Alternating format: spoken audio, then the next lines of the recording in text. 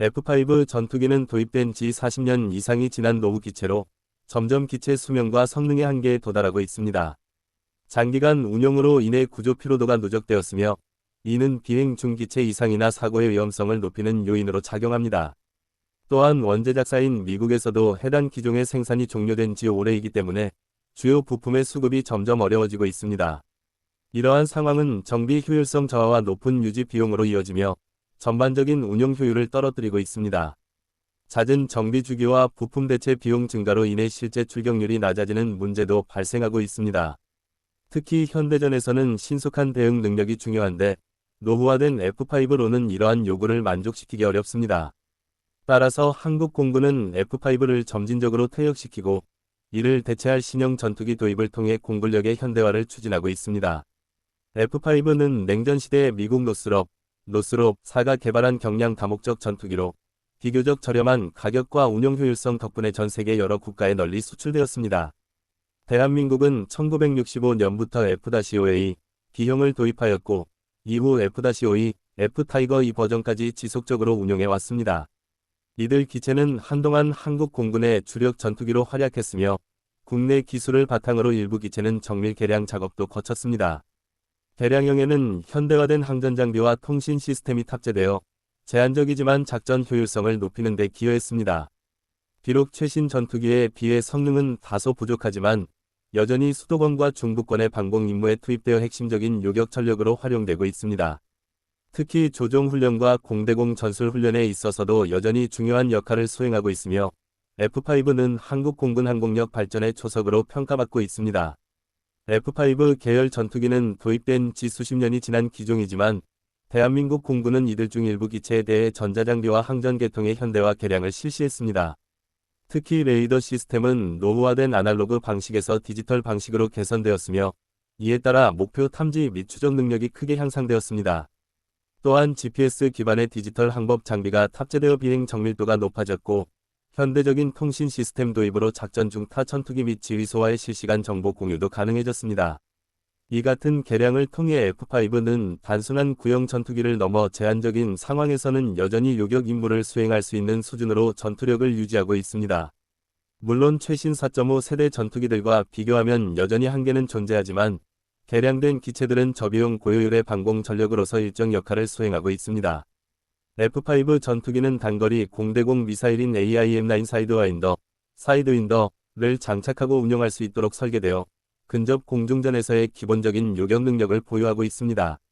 AIM-9은 적 항공기의 적외선을 추적해 자동으로 유도되는 미사일로 발사 후 자동 추적, 파이어 앤드 포겟 기능을 통해 조종사의 부담을 줄여줍니다.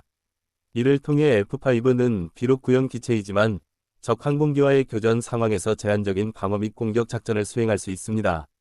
특히 저고도에서의 기습적인 공중 요격이나 접근하는 적 항공기의 위협을 억제하는 용도로 효과적인 수단으로 활용되어 왔습니다. 사이드와인더와 같은 무기의 운용은 F5의 전투력을 일정 수준 유지하게 해주는 핵심 요소이며 기본적인 방공 전력으로서의 역할을 가능하게 합니다. 하지만 최신 전투기들의 장거리 교전 능력에는 한계가 있어 보완 전력으로 활용되고 있습니다. F5 전투기는 냉전 시대에 설계된 경량 전투기로 현대의 4.5 세대 이상 전투기들과 비교하면 성능 격차가 뚜렷합니다. 우선 속도와 기동성에서 F5는 초음속 비행이 가능하긴 하나 최신 전투기들의 고기동 능력과 비교하면 크게 뒤처집니다. 또한 레이더 및 센서 성능 역시 구형 아날로그 기반이거나 일부만 디지털화되어 있어 장거리 탐지 및 정밀 추적 능력이 매우 제한적입니다. 이러한 기술적 한계는 실전 공중전에서 큰 약점으로 작용할 수 있으며 특히 BVR, 시계 밖 교전 환경에서는 치명적인 불리함을 초래합니다. 스텔스, 데이터 링크, 전자전 능력 등을 갖춘 최신 전투기와의 전투에서는 생존율이 현저히 낮아질 수밖에 없습니다. 그 결과 F5는 오늘날 공군 작전 환경에서 보조적인 임무나 교육용으로만 제한적으로 운용되고 있으며 실제 고강도 공중전에는 적합하지 않다는 평가가 공감대를 얻고 있습니다. F5 전투기는 비록 노후화되었지만 현재까지도 대한민국 공군의 일부 방공 전력으로 운용되고 있습니다.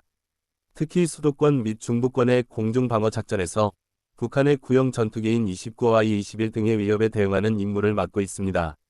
이들 북한 기체 역시 노후화된 플랫폼이기 때문에 F5 수준의 전투기라도 요격 임무 수행에는 일정한 실효성이 있습니다.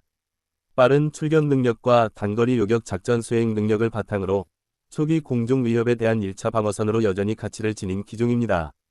특히 비상출격 태세 유지, 항공 식별 임무, 전방 감시 역할에서 제한적이나마 운용되고 있으며 이를 통해 한국 공군은 고가의 첨단 전투기 운용 부담을 일부 분산시키는 효과도 얻고 있습니다.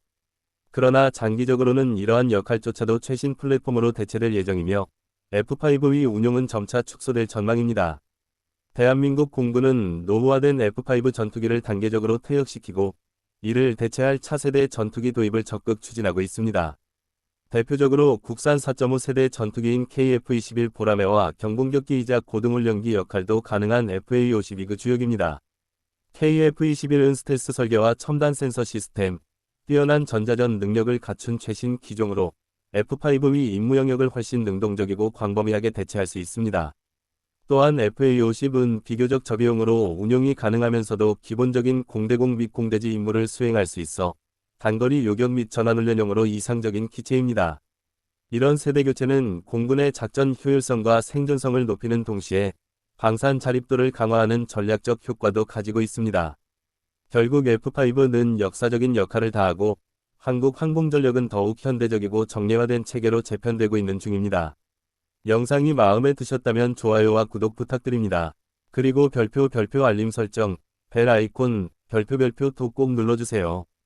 비행기 여러분의 응원은 저에게 큰 힘이 됩니다. 감사합니다.